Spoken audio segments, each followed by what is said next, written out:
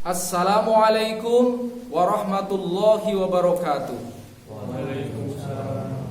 Hamdan wa syukran lillah, salatan wassalaman ala rasulillah, amma ba'd. Hadirin rahimani wa rahimakumullah. Allah subhanahu wa ta'ala menciptakan surga dan neraka ini adalah untuk manusia, manusia dan jin. Allah subhanahu wa ta'ala memasukkan ke dalam surga dengan dua langkah. Allah juga memasukkan manusia ke dalam neraka dengan dua langkah. Apa langkah menuju neraka? Hanya dua saja.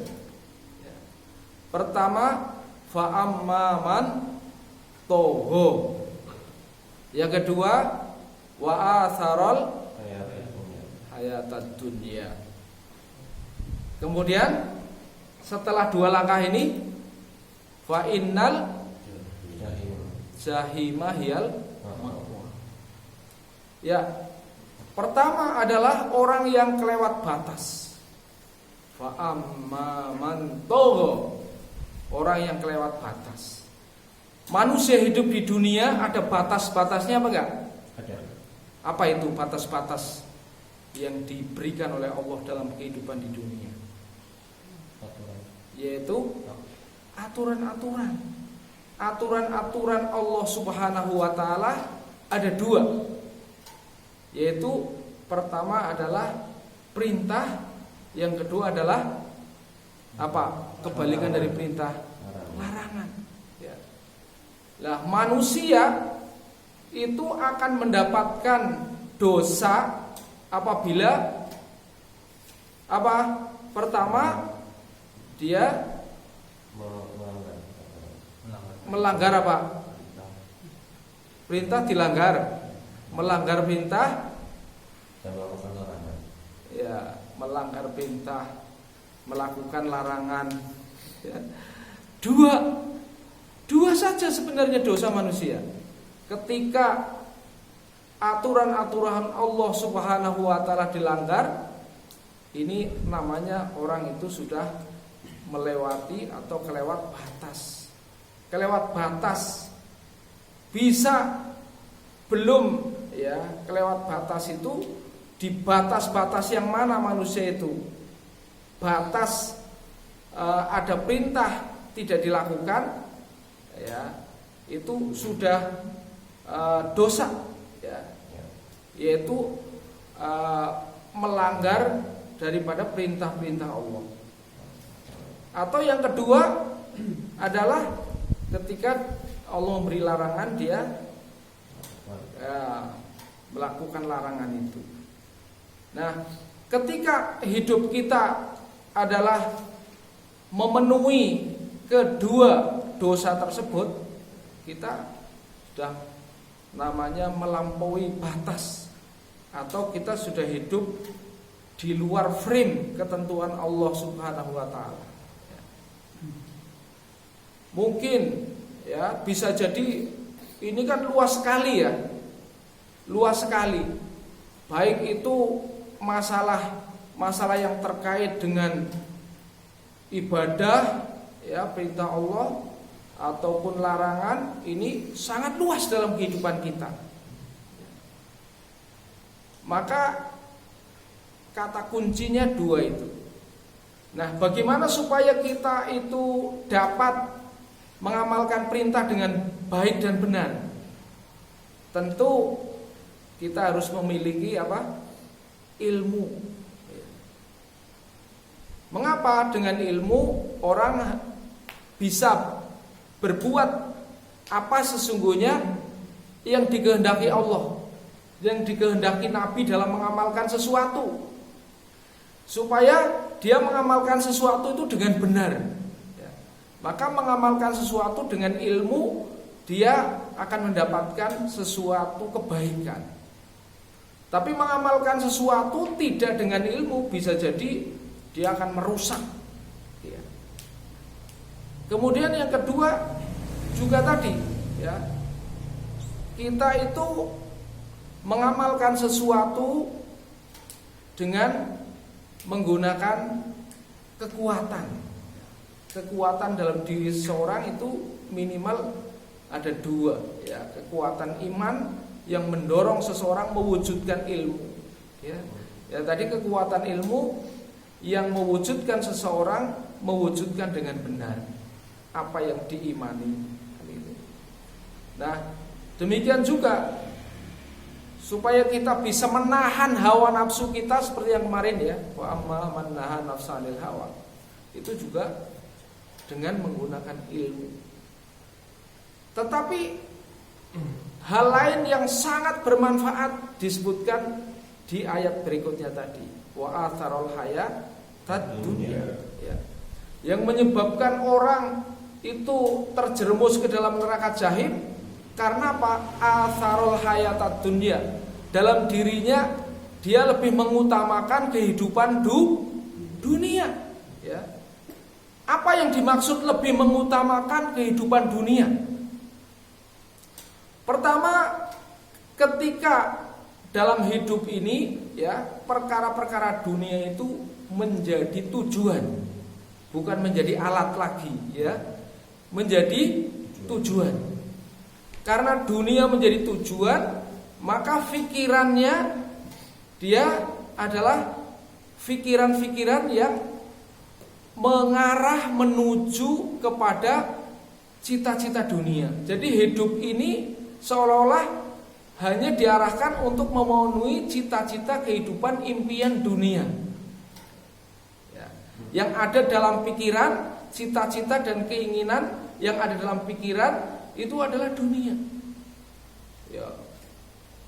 Orang boleh bercita-cita punya mobil mewah, punya rumah yang hebat bersusun, boleh, ya. Tetapi kalau itu sudah menjadi tujuan hidup, ini yang sangat berbahaya. Apa bedanya? Keinginan dunia menjadi tujuan dan menjadi alat. Ada yang tahu nggak? Kalau keinginan dunia itu menjadi tujuan, maka dia akan puas, ya, dengan ketercapaian tujuan itu, ya. Sehingga tidak akan ada usaha lain yang lebih keras daripada usaha itu. Nah, itu, ya. Dan keberhasilan akan diukur dari situ. Sekarang coba, orang itu mengukur keberhasilan dari mana rata-rata orang ini sekarang? Zaman sekarang ini orang mengukur keberhasilan rata-rata dari kesuksesan dunia. Wah, Iko sudah jadi insinyur, rumahnya bagus, istrinya cantik, kendaraannya hebat, sukses deh hidupnya, kan gitu, ya. Jadi kebanyakan orang mengukur sukses dari ukuran-ukuran dunia, tidak dilihat Iko sholat apa enggak, gitu, ya. Sholatnya sudah di masjid apa belum, terus hartanya sudah dizakati apa belum, itu enggak pernah terbetik, ya, sebagai ukuran-ukuran, ya. Pokoknya kalau dunianya bagus, orang akan mengatakan sukses. Bahkan ada orang yang secara spesifik mengatakan kayak Iko wis dadi wong, gitu, ya.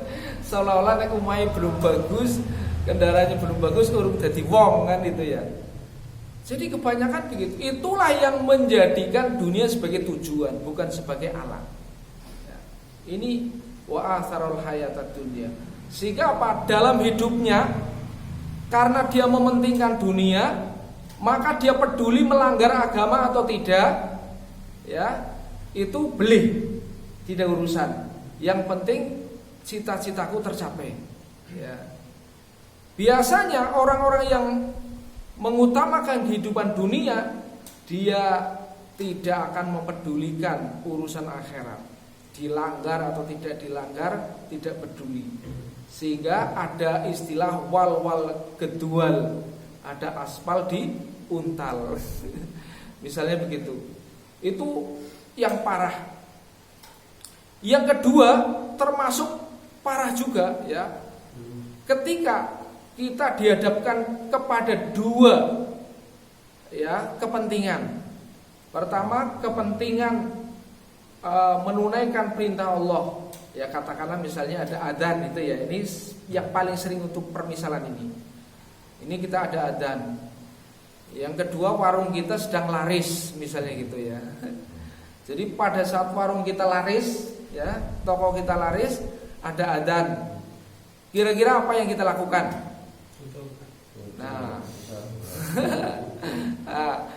Nah, kalau pikiran kita lah adzan ngasuk engko maning gampang apa? Ya laris-laris belum tentu ngasuk kayak gini ya.